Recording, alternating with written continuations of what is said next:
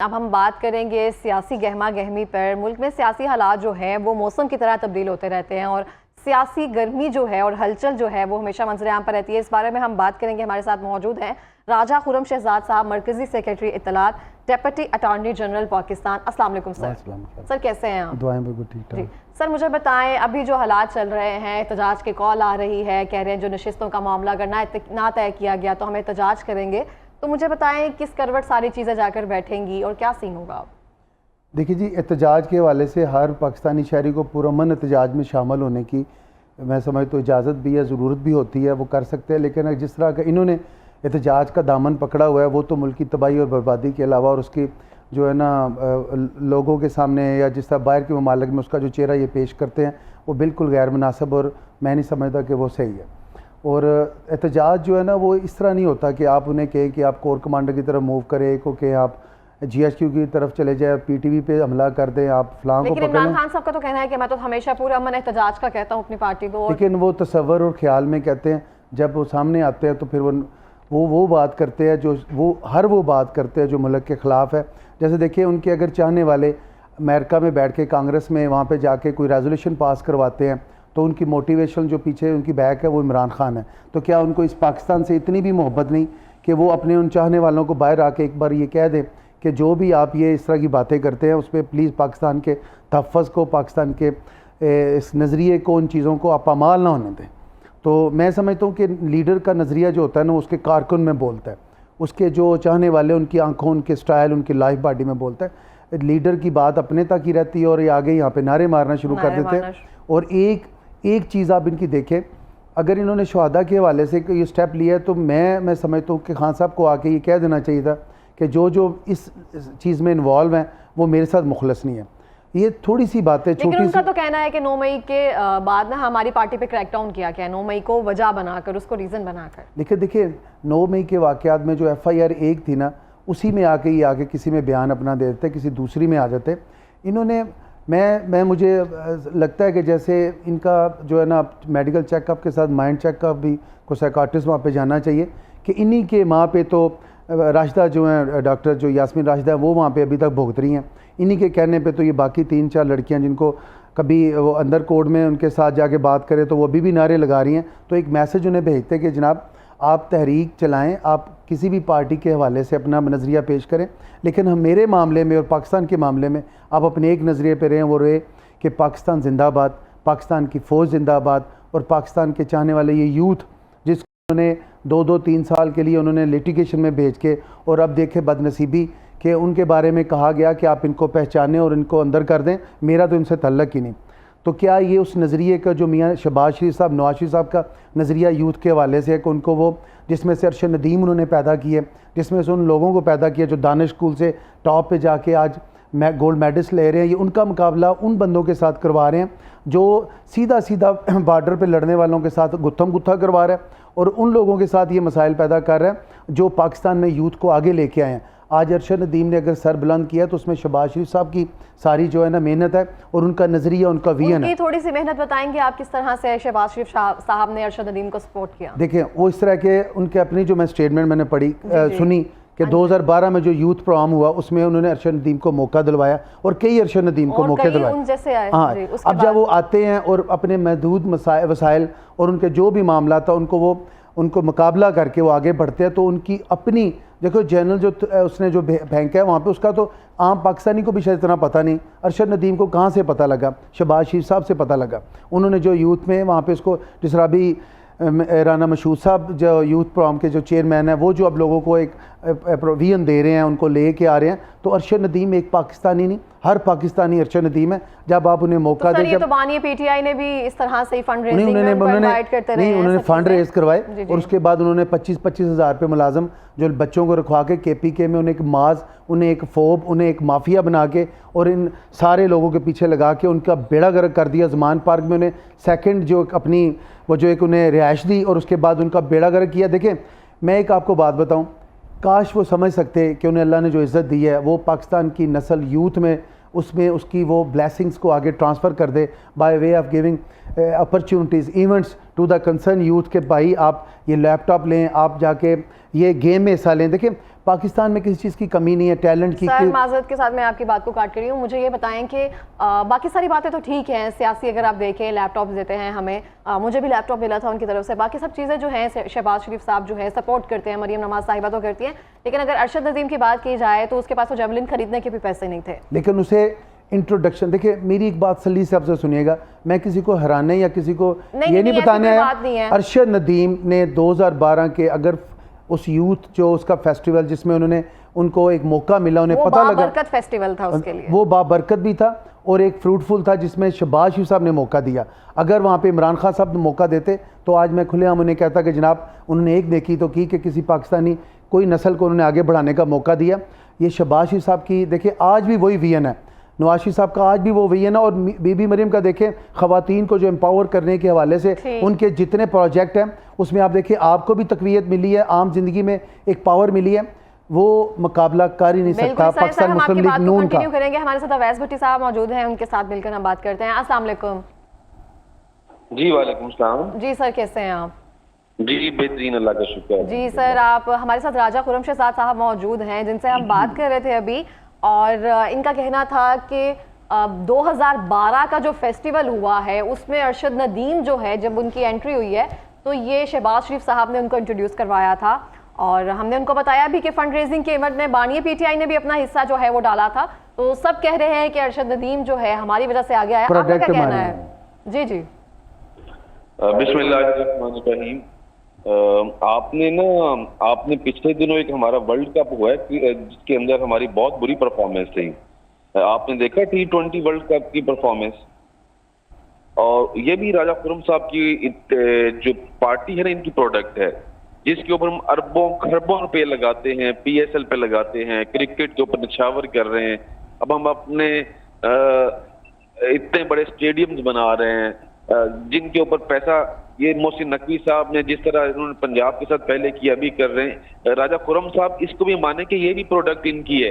देखिए एक बंदा मेहनत करके आया हुआ है, 2012 में एक यूथ फेस्टिवल हुआ, बहुत अच्छी बात है। गवर्नमेंट का काम क्या है, प्रोविंशियल गवर्नमेंट का ये सब्जेक्ट है कि आपने स्पोर्ट्स के एक्स्ट्रा करिकुलर एक्टिविटीज में लोगों को, स्टूडेंट्स को डालना है, ये गवर्नमेंट की ड्यूटी है। अगर उसमें से कोई एक गोल्ड मेडलिस्ट निकलता है तो बिल्कुल गवर्नमेंट को क्रेडिट जाना चाहिए।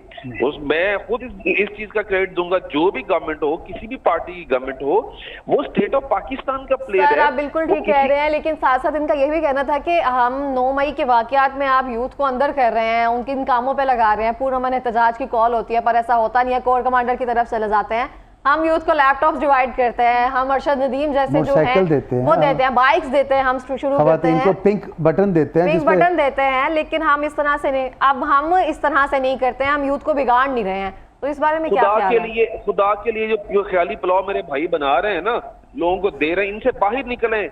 ये लोगों को ये भी जरूर बताएं कि इन लोगों ने इस कौम के साथ ये जो महंगाई का तोहफा चल रहा है ये किसने दिया, ये भी तो बता देना। इनको पिछले 16 साल के गवर्नमेंट, 16 महीने की गवर्नमेंट में इन्होंने महंगाई कर दी है, ये भी बता दें आवाम को।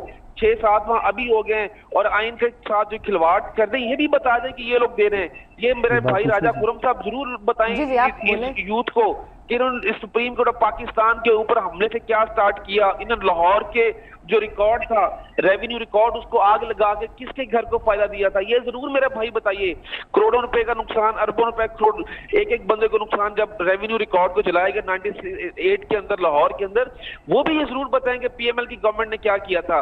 ये जरूर बताएं जब सजाद अली शाह साहब की कोर्ट के ऊपर हमला सुप्रीम कोर्ट ऑफ पाकिस्तान के ऊपर किया था, ये भी जरूर बताना चाहिए। मैं अवैस भाई अगर इजाजत हो थोड़ी सी हम पिछली बात को, अवैस भाई एक सेकंड, अच्छा अभी रिकॉर्ड जलना तो चलो ठीक है, आपने कहा रिकॉर्ड का, रेवेन्यू की तो बात ही नहीं हो रही। यूथ के हवाले से जब ये बात कर रही हैं तो आप देखिए आप नेगेटिविटी को लेके जा रहे हैं, आप नेगेटिविटी को ले रहे हैं जी कि वर्ल्ड कप किसने हारा और किसने जीता। मेरा भाई सिर्फ इतना देखे कि पॉजिटिविटी को लें कि किसी ने तो कोशिश की, इन्होंने तो अल्हम्दुलिल्लाह ये बाकी जो यूथ बच गई थी ना उसको बानी पीटीआई ने सिर्फ एक काम किया है, उसने कहा है कि आप एक एक बंदे को उठाएं और इसको जाके मसल दें, मेरा से कोई तल्लक नहीं। और आप देखें इधर बीबी मरियम को देखें कि खवातीन को एम्पावर कर रही हैं। अगर कोई भी किसी जगह मोबाइल फोन देने का भी ऐलान हो, और देखें ये काश मेरे भाई को बानी पीटीआई साथ लेते और ये फोकल पर्सन होते और ये रहनुमाई देते तो आज शायद पीटीआई का चेहरा और होता। वहाँ पे उन्होंने अपनी तरह के बंदे रखे। ये T20 केस नहीं है कि एक मैच था तो बानी पीटीआई आए, उन्होंने पाकिस्तान को T20 की तरह चलाया और जो उसका नुकसान किया साइड पे हो गया। रेवेन्यू का डिस्कस ना करें, आप यूथ के हवाले से बात बताएं अवैस भाई। राजा साहब, आप और मैं सबसे बड़े मुंसिफ हैं, अवाम में से हैं, हम लोग सबसे बड़े मुंसिफ हैं। अवाम ने बताया, अवाम ने काजी के तौर पे फैसला किया 8 फरवरी वाले दिन कि इस कौम का असल मसीहा कौन है, किसने मेरा भाई सिर्फ यूथ की बात करे, यूथ की बात बताए कि हाउ टू इंटर यूथ को एम्पावर किया किसने? खान ने। हाँ, उन्होंने देखे जिले शाह को मरवाया, उन्होंने जिले शाह को मरवाया, उन्होंने जिले शाह को मरवाया, उन्होंने जिले शाह को मरवाया, उन्होंने यूथ को हाँ एम्पावर किया। उन्होंने घर घर जाके इनको कहा कि बाहर निकले और बाद में खुद जाके कहा कि इनको आज पकड़ ले। देखिए मेरा भाई, यूथ मेरा छोटा भाई है, यूथ मेरे साथ का, मेरे नेबर का बंदा है, यूथ आपके घर का भाई है, उसको इस तरह ना लें। तो सर आप इनको फुटेजेस दिखा देना जिनका वो बार-बार कह रहे हैं। नहीं, इन्होंने नहर में, मैं हैरान हूं कि अवैस को क्या हो गया। अवैस आप देखो भाई 80% वोटर इमरान खान का है, यूथ आपको मोतरफ किस बात का है? मोतरफ इस बात का है कि अमेरिका में आज तक हिम्मत नहीं हुई भाई। मेरे भाई अभी बात कर रहे हैं ना कि इमरान खान को कोई बात, इमरान खान को आप यहाँ पे बात कर रहे हैं कि जी इमरान खान ने ये कर दिया वो कर दिया। आप ये मेडिकल चेकअप मियां नवाज शरीफ का होना चाहिए, आप उनको मेडिकल चेकअप, जिसने मोटरवे का जाल बचाया, जिसने हॉस्पिटल बनाए, किडनी लीवर ट्रांसप्लांट बनाया, और खुदा का वास्ता है नवाज शरीफ का मुकाबला तो कोई कर ही नहीं सका। पाकिस्तानी यूथ को आगे लेके चलने वाला है। आप सबको डर है ना सर बिल्कुल इस तरह से ही है जो कि अवैस चला गया तो क्या होगा? अवैस भाई, नवाज शरीफ का ना, अच्छा कोई मैं वो जो ट्रबेला भाईजान, अच्छा वैसे एक बात कर लें या मुझे करने दें या खुद करें, मुझे बताएं। दो वो डैम बना रहे थे, और Imran Khan prime minister dam बना रहा था, वो किधर गया डैम फंड और डैम दोनों डैम के, वो जहां पे रोज गाड़ियां ऊपर नीचे आ रही थी, किधर गया? नवाज शरीफ की ना जूती का मुकाबला नहीं कर सकता। नवाज शरीफ का वीएन पाकिस्तान का वीएन, और नवाज शरीफ वो लेवल है जिसको ये टच भी नहीं कर सकता। हैरान हूं मैं अवैस, क्या हो गया आपको यार? आप इस बात को ले रहे हो। आप देखें, आप बानिए पीटीआई की बात करेंगे या फिर आप नवाज शरीफ की बात करेंगे, जो भी जिनके नुमाइंदे हैं वो तो उनके हक में ही बोलेंगे, उनके लीडर हैं वो नवाज शरीफ साहब के बाद बोलेंगे कि उनकी कोई जूती का मुकाबला नहीं कर सकता। ये वो आपको कह रहे हैं अवैस साहब, लेकिन इस तरह से गुफ्तगू ना की जाए तो बेहतर है। नहीं, लेकिन देखिए मेरी बात सुने, आप यूथ को बताएं कि हाउ टू एम्पावर यूथ। ये किस तरह इसने इमरान खान ने यूथ का, मैं हैरान हूं कि ये लोग जो है ना यूथ को गुमराह कर रहे हैं। अभी भी यूथ जो प्रॉपर्टीज हैं आप वो बताएं। इमरान खान साहब ने जो अपने दौर में किया, दो प्रोजेक्ट बताएं यूथ के बारे में। आप लोगों ने जो किया वो ठीक है, मैं कहता हूँ वैसे दो, मैं मेरी रिक्वेस्ट है ये सारी बातें करें, मैं मानता हूँ, दो यूथ के प्रोग्राम बताएं। एक सेकंड आप मुझसे पूछ लें या आप राजा साहब से पूछ। अच्छा मैं खामोश हूँ, मेरी रिक्वेस्ट है दो यूथ के प्रोग्राम बताइए। मैं बताती हूँ आपको। अवैस भट्टी साहब, आपको मेरी आवाज आ रही है?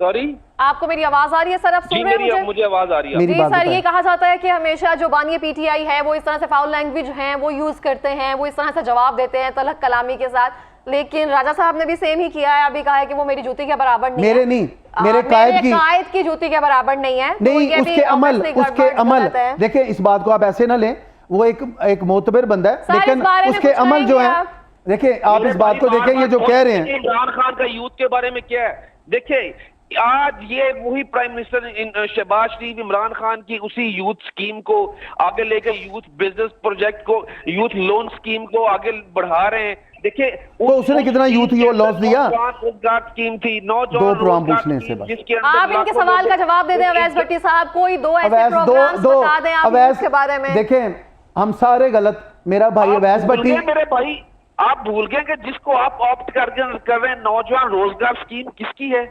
अच्छा किसको दी और किसको दी? अपने घर में दी, अपनी बहनों को दी जिन्होंने सिलाई मशीन से अरब कमा लिए। मैं ऑन ओथ बता रहा हूँ आपको, ऑन ओथ कह रहा हूँ। क्या? मेरा एक बिजनेस है, मेरा अपना एक बिजनेस है। मैं आप कह रहे हैं ना किसको दी, मेरा अपना बिजनेस है। मैं वो मेरे भाई का बिजनेस बड़ा, शुक्र अल्हम्दुलिल्लाह इमरान खान है आपको तो कुछ दिया। पॉइंट की तरफ आते हैं, हाउ टू एम्पावर यू, वापस आते हैं। अच्छा सर बात तो सुने ना, मेरी बात तो सुने। जी आप सर मेरा एक बिजनेस है गाड़ियों का, ठीक है। आपको बैंक ऑफ पंजाब आज भी कर रहा है वही, आपको जो शहबाज शरीफ स्कीम आगे चला रहे हैं यूथ प्रोग्राम के तहत। मैंने उस अपने एक शोरूम से मैंने 57 गाड़ियां यूथ स्कीम के तहत लोगों को अपने एक प्रोजेक्ट से दी हुई है। सिर्फ एक अवैस ने 57 गाड़ियां दी, बाकी सारों को इन्होंने ना उस केसों में भुगता दिया। आपका जवाब हमें मिल गया। अवैस भट्टी साहब, मुझे ये बताएं कि हम प्रोजेक्ट आज बैंक ऑफ पंजाब आप लोगों के कंट्रोल में है, जाके मेरा भाई वो हर गवर्नमेंट के कंट्रोल में होता है, बैंक पॉलिसी होती है। अवैस मुझे सिर्फ यूथ का बताएं। यूथ, हम इस टॉपिक की तरफ चेंज करते हैं। काइंडली राजा साहब एक मिनट हमें दीजिएगा। अवैस भट्टी साहब, बिजनेस स्कीम 4% इंटरेस्ट के ऊपर इमरान खान ने दी है। जी ठीक है। अवैस भट्टी साहब, आपको मेरी आवाज आ रही है? इमरान खान ने दी हुई है। ये इमरान खान का आईटी प्रोजेक्ट इमरान खान ने स्टार्ट किए थे। बिल्कुल इस तरह से ही है। जहाँ पे केपीके में दिया है, जहाँ पे आज भी लोग तारों के साथ लटक के जाते हैं, जहाँ पे पूरा 24-48 घंटे लिफ्ट फंसी रहती है, वहां पे दिया था। मुझे आप ये बताएं, मेरे इस सवाल का जवाब दें कि एहतजाज की जरूरत क्यों पेश आ रही है? चंद दिन पहले उस्मा बुखारी साहबा ने ये पिक्चर शेयर की हुई थी, आप वो देखिए। अवैस भट्टी साहब, मुझे लगता है कि आप अपने जो कायद का मैसेज होगा वो पहुंचाने से गुरेज करेंगे अगर हम इस तरह से बहस में उलझे रहेंगे। जो मेन टॉपिक है, जो टॉपिक ऑफ डिस्कशन है, आप काइंडली उस पर आ जाएं तो आपकी मेहरबानी होगी। आप काइंडली मुझे ये बताएं कि अभी जो भी हुकूमत की तरफ से फैसला आया मखसूस नशिस्तों के हवाले से, उन्होंने कहा कि अगर हुकूमत इस बात पर नहीं मानेगी तो वो एहतजाज की कॉल देंगे। तो मैं राजा साहब से पूछना चाहूंगी, फिर अवैस साहब आपकी तरफ आते हैं हम, कि हुकूमत जो है इस फैसले पर अमल दरामद करने से क्यों कतरा रही है? करेगी इस पर अमल दरामद? अगर नहीं करेगी तो क्यों इस तरह से उन्होंने एहतजाज की कॉल की? अच्छा देखिए, मैं एक बात थोड़ी सी बताऊं, अवैस भी समझ रहे होंगे इसको, कैसे अमल नहीं करेगी गवर्नमेंट इस पे? हुकूमत क्यों नहीं अमल करेगी? लेकिन अब देखें, यहाँ पे एक मिसाल है, एंकर का काम यहाँ पे बैठ रहे हैं, अगर कैमरामैन यहाँ बैठ के इसको हमें वो बताएंगे कि आपने ये करना वो करना, तो वो सिस्टम नहीं चलेगा। इलेक्शन कमीशन का काम है अपनी अमेंडमेंट्स देखना, अपने लॉ को देखना, अपने एक्ट को देखना। अगर इलेक्शन कमीशन किसी चीज़ में तरमीम करता है तो किसने रोका है उसको? और अगर कोई बंदा अपनी बददियानतियों को दूसरे महकमों के अंदर देख रहा है या नज़र आ रही है तो वो उनकी है। इन्होंने एक दफ़ा दे दिया एफिडेविट 3 शिक में जो तरमीम हुई है, अगर एक में इलेक्शन कमीशन ये कहता है कि आप इस तरह अमेंड करते हैं हम कि आप अपनी लिस्ट जो है वो एक दफ़ा दे सकते हैं, तो ये उसकी पावर है, ये उसका देखिए उसकी माहियत है, उसका एक सेटअप है। अगर वो अपने उस ताकत को आगे लेके आके उसमें इंप्लीमेंट करता है तो आइन ने रोका है उसे, गवर्नमेंट ने रोका है। और दूसरी बात देखिए, दूसरी मैं बताऊं आपको, इन्होंने पार्टी चेंज की सुन्नी इत्तेहाद कौंसिल के हवाले से, ठीक है। अब ये चाह रहे हैं दोबारा पीटीआई में आ जाए। और देखें जो हामद है, उनके जो इंचार्ज हैं, जो सुन्नी इत्तेहाद के चेयरमैन है, वो खुद इंडिपेंडेंट लड़ते हैं इलेक्शन, वो सुन्नी इत्तेहाद का कैप नहीं लेते। अब मैं अवैस भट्टी साहब की तरफ जाती हूँ। अवैस साहब, आप मेरे को मेरी आवाज आ रही है? जी मैं सुन रहा हूँ आपको। जी सर, आप मुझे बता सकेंगे एहतजाज की जरूरत पड़ेगी? आपको लगता है कि हुकूमत इस फैसले पर अमल दरामद जो है वो प्रॉपर्ली करवा सकेगी? देखिए, हुकूमत की बदनीति तो डे फर्स्ट से आप देख लीजिए, 15 डेज के अंदर इन लोगों ने इस ऑर्डर को इम्प्लीमेंट करना था और आज 1 महीने से ज्यादा टाइम गुजर चुका हुआ है। रीजन क्या है कि कोर्ट में वेकेशंस हैं, इस वजह से इन्होंने इस चीज का नाजायज फायदा उठाया और लॉ में गैर कानूनी काम तो नहीं है अगर वो नहीं अमल कर रहे अपनी पावर्स को। और अपने आपको लग रहा है कि आपको सीट्स नहीं मिलेंगी, हुकूमत बददियानती करेगी? मैं फिर क्विट कर जाता हूँ प्रोग्राम में, लीव कर जाता हूँ। नहीं मेरा भाई रहे, लेकिन बात वो करे। देखें, गवर्नमेंट की क्या जरूरत है कि वो अमल ना करे? सर, उनका आप वो बात जब कर रहे हैं वो आप नहीं बोल रहे, तो जो आपको वहां पे रिजेक्ट करके एक रद्दी की टोकरी में फेंक दी। आपकी बात ठीक है, दूसरों की बात ही कोई नहीं है। आप दूसरों को भी सुनने की हिम्मत पैदा करें ना अपने अंदर। अच्छा चले करते हैं, लेकिन दूसरे गलत बात ना करें। सुन रहे हैं, आप बताएं। आप गलत बात करते हैं हमेशा, आपकी पार्टी गलत बात करती है, गलत चीजों को। आप क्या मुझे अपने दिल पे हाथ रख के और हलफ दे के कह दें कि ये जो पार्टी आप बता दें कि ये जो आइन की खिलाफ वर्जी हो रही है, कानून की अमलदारी नहीं हो रही है, क्या हकीकत बात है? अच्छी बात है। अब आपको हुकूमत की बददियानती कहीं नजर आ रही है? मैं दिल पे हाथ रखने लगा हूं। नहीं, एक सीट्स मिलेंगी आपको क्या लगता है?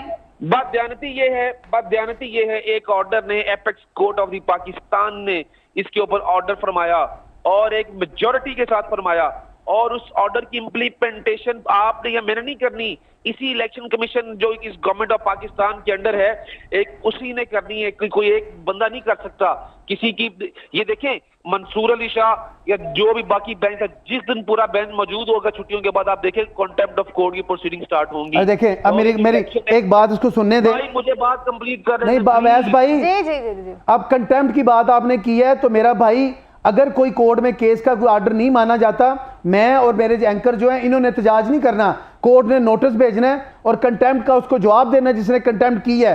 ये आप या मीडिया पे बैठ के लोगों को ये ना बताएं कि जनाब वो कंटेम्प्ट करे लगेगी, जब लगेगी तो उसकी रीजन आप मुझे बताएं ना, आपको अदालत में जाने की जरूरत क्या है? पार्लियामेंट में जाए। नहीं, हम पार्लियामेंट में जाएंगे, उसमें वहाँ डिस्कशन होगी। मेरे भाई का मैं जवाब दे रहा हूँ कि ये कंटेम्प्ट कर रहे हैं, कंटेम्प्ट लगती है तो लगवा दें। उनकी बात सुन लो जी। कौन सा लोगों को लॉ यहाँ पढ़ा रहे हैं?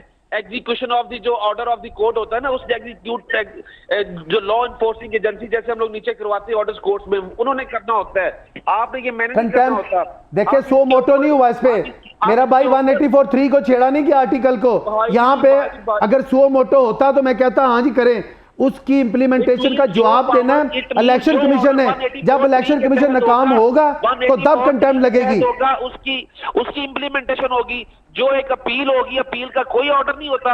अपील नहीं तो आपको दे रहे हैं ना चांस। एक मिनट सर, एक मिनट उनकी आप बात क्या चांस दे रहे हैं? आप कौन होते हैं चांस देने वाले? मेरा भाई गवर्नमेंट मेरी क्या ताकत है जिनको आप ब्लेम कर रहे हैं, मैं उनका कह रहा हूँ। लेकिन सर आप देखें ना, अगर सुप्रीम कोर्ट के हक में, अगर सुप्रीम कोर्ट ने, सर एक सेकंड रुकिएगा, इन्हीं ऑर्डर के तहत इस मुल्क के पाकिस्तान का प्राइम मिनिस्टर ऑफ पाकिस्तान जो था यूसुफ रजा गिलानी डिस्क्वालीफाई हुआ।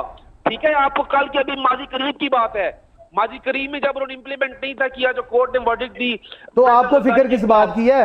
वहां पे बैठे ना चीफ जस्टिस, वो कर रहे हैं। सर आप मुझे ये बताएं, अगर सुप्रीम कोर्ट ने पीटीआई के हक में कोई फैसला दिया है तो वो एक अदालती फैसला है, तो आपको अदालत में जाकर उसको फेस करना चाहिए। आपको पार्लियामेंट में क्यों लेकर जाना चाहिए? देखिए पार्लियामेंट का हक है, सुप्रीम हम अवैध बात खत्म कर रहे हैं। जब चीफ जस्टिस भी आप लगाएंगे, चीफ ऑफ आर्मी स्टाफ भी साहब, जरा आप हमसे इनसे जवाब ले लें। मैं आपके हक में ही बात कर रही हूँ कि अगर फैसला अदालती हुक्म के तौर पर आया तो उसको पार्लियामेंट लेने जाने का क्या तुक बनता है? तो इस बारे में अगर हम राजा शहजाद के कमेंट्स ले लें, आप 2 मिनट अगर सुन ले तो फिर हम इनसे आपसे जवाब भी लें। देखिए पार्लियामेंट सुप्रीम अदारा है, पार्लियामेंट से ही सुप्रीम कोर्ट का टकराव नहीं होगा। नहीं, टकराव तब होगा, देखिए टकराव तब होगा जब ये ऐसे लोग जो पीटीआई को रिप्रेजेंट कर रहे हैं और चाह रहे हैं, नहीं ऐसे नहीं, अवैस भट्टी तो उसका मैं समझ तो ये उनके करीब ही नहीं, क्योंकि अवैस भट्टी जैसे लोग अगर होते तो लॉ की बात करते, वो वहां पे माफिया का ग्रुप ना होता। पीटीआई ने तो अपने उन दोस्तों को पूछे ही नहीं, ये तो जो भी दोस्त यहाँ खड़े हैं ये अपनी एक नामूस इज्जत के लिए आते हैं। मैं समझता हूँ अगर पीटीआई में वो लोग होते, इन्होंने पीटीआई ने उधार लिया बाहर से, वो सारे अमेरिका चले गए। बुलाए ना जुल्फी बुखारी को, लगाए वो उसको जो वहां पे बैठा होता शहजाद अकबर, कहाँ गए वो? उस वक्त तो ये दोस्त खड़े होकर उस वक्त भी दफा करते थे। हम तो इनकी इज्जत करते हैं उनसे, मैं समझता हूँ मेरा तो इनसे एक अच्छा रिश्ता है। मैं सिर्फ ये बताना चाह रहा हूँ कि गवर्नमेंट की क्या जरूरत है कि कोई किसी को ना करे, उस इम्प्लीमेंट ना करे, अदारे को ना ले, सुप्रीम अदारा है। पार्लियामेंट में इसकी डिस्कशन का कहाँ गैर कानूनी कोई मामला है कि जवाज है कोई किसी के पास कि ये वहाँ पे पार्लियामेंट में डिस्कस ना हो? अवैस भट्टी साहब ये सही कह रहे हैं, वो कह रहे हैं इस तरह से पार्लियामेंट के कोई इदारों का टकराव नहीं होगा और हम प्रॉपर्ली अच्छे से बात करेंगे। देखिए मैं बिल्कुल राय साहब की बात से एग्री करता हूं कि इस हद तक कि जी पार्लियामेंट सुप्रीम इदारा है, और पार्लियामेंट जब सुप्रीम इदारा है तो सुप्रीम इदारे ने किसी कोर्ट ऑफ लॉ की हुक्म अदूली नहीं करनी होती। एक एपेक्स कोर्ट ने अगर ऑर्डर किया है तो उसी सुप्रीम इदारे ने ही उसकी इम्प्लीमेंटेशन करवानी है। एग्जेक्टिव है, उसी नहीं करवाना है, उसी नहीं करवाना है। देखिए जब आप इम्प्लीमेंटेशन नहीं करेंगे तो फिर जाके जो उसका रिपरिकशंस हैं वो स्टार्ट होंगी, वो कंटेम्प्ट प्रोसीडिंग्स हो सकती हैं। एक एप्लीकेशन उन्होंने दी है उसी इंटरप्रिटेशन उस ऑर्डर की। अवैस एक छोटी सा भाई मेरी एक बात इसी का, देखें अब जो सुप्रीम कोर्ट में फैसला हो गया, अब सुप्रीम कोर्ट ने इलेक्शन कमीशन के अंदर वो वहां मॉनिटरिंग उसके चार्ज नहीं है, वहां पे मॉनिटरिंग का चार्ज वहां पे इलेक्शन कमीशन का हेड है, to get in touch with head. अब ये हेड जो है ना वो अब अगर इंप्लीमेंट करता है और सुप्रीम कोर्ट को अपनी जो इसकी सेटअप है उसको चेंज करके उसे बात करता है तो कौन सी गैर कानूनी बात है? वो कहते हैं कि सर हमने 3 अमेंडमेंट की हैं। अगर आईनी इदारा उसको ये कह रहा है कि आपने गलत किया तो वो जवाब दे, वो आपस में टकराव नहीं होगा, जवाबदेही होगी। ठीक हो गया सर। अच्छा मुझे आप ये बताएं कि जो भी जनरल रिटायर्ड फैज हमीद साहब का मामला आ रहा है सेफ सिटी हाउसिंग सोसाइटी उसके मामले में, तो अब तो खुदकार एहतसाब जो है फौज में ऑलरेडी मौजूद है, तो अब सियासतदानों के लिए क्या पैगाम रहेगा? देखिए सिटी टॉप केस था ना, मैं ये बता दूं ऑडियंस को भी, सुप्रीम कोर्ट के अहकामात पे ISPR की रिपोर्ट के मुताबिक उन पे जो इल्जामात थे उनका अजाला इंक्वायरी बिठाई जाए। ये ऐसे नहीं हुआ, वो भी एक देखिए एक अदारे का सरबराह है, उसके पास एक जवाबदेही का आंसर है।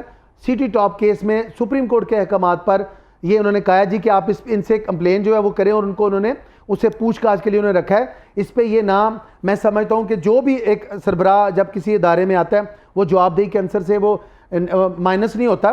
तो ये जो केस चल रहा है, सियासतदानों में क्यों अफरा तफरी है फिर? देखो सियासतदानों में नहीं, पीटीआई में अफरा तफरी है, नहीं सियासतदानों में नहीं, सिर्फ एक टोले में, एक ग्रुप में। सर ये ठीक कह रहे हैं, सिर्फ उसमें अफरा तफरी है। पीटीआई में अफरा तफरी है सिर्फ जनरल साहब के केस में?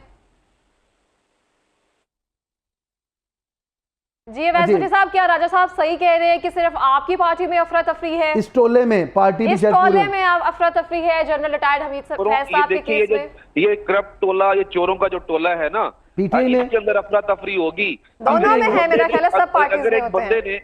अगर ये करप्ट टोला, चोरों का टोला ना, राजा साहब बाहर किसी जाकर 10 बंदे इकट्ठे कीजिएगा, उनसे पूछेगा करप्ट टोला, चोरों का टोला किसको कहते हैं, तो आपको नहीं पता चलेगा। ये उनको कहते हैं जो चीनी को गायब करते हैं, ये उसको कहते हैं जो बुजदार को लगाते हैं, ये फरागोगी को कहते हैं, ये उसके बाद उन लोगों को कहते हैं जिन्होंने पाकिस्तान में डॉलर की वैल्यू को वहां पे पहुंचा दिया जहां पे आम पाकिस्तानी की। ये आईपीएस को लाने वाले को टोला कहते हैं। टोला उसको नहीं कहते जो मोटरवे का जाल बिछाता है, टोला उसको नहीं कहते जिसने पाकिस्तान में मेडिकल सिस्टम को अपग्रेड किया।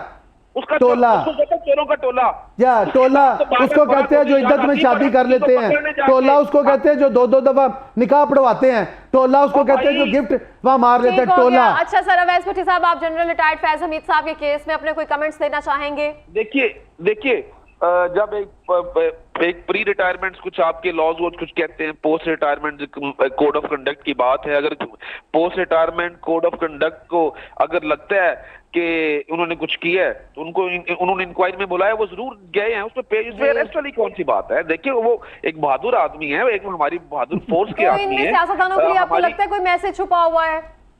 देखिए कोई मैसेज एक बड़े सियासतदान के लिए मैसेज छुपा हुआ है जिसको अभी सीधा करना है उन्होंने। मैसेज के बाहर निकले हैं, इस कौम को मैसेज में ना खिलाएं कि इसमें ये मैसेज छुपा है। अगर उन्होंने किया है तो बंदा आपको लगता है सबका टाइम आएगा? नहीं, मैं देखें अल्हम्दुलिल्लाह मोहतरम नवाज शरीफ साहब ने अपनी बेटी के साथ आके वहां पे जब खड़े होकर गिरफ्तारी दी ना और जहां से उतरे तो उन्होंने ये नहीं कहा कि आप move toward the headquarter and GHQ। उन्होंने कहा कि मेरे कोई बंदा एक पता भी नहीं लाएगा। नहीं सियासतदानों के लिए, नहीं सियासतदानों के लिए मैसेज है कि जिन्होंने अपने इख्तियारात से तजावज़ किया, जिन्होंने किसी भी एक सीट पे जो बंदा उस वक्त बहादुर था, इनका बहादुर भाई, तो उसको उन्होंने बताया कि बहादुर भाई होते हैं, उनको अपने मकासद के लिए इस्तेमाल करके लोगों को उठवाएं ना, तड़ियाँ ना दें। और पाकिस्तान में जो पाकिस्तान फौज है ना, इसका कड़ा एहतसाब का कोई सानी नहीं ना और इख्तियारात से तजावुज़ ना करें। बहुत शुक्रिया सर आपका।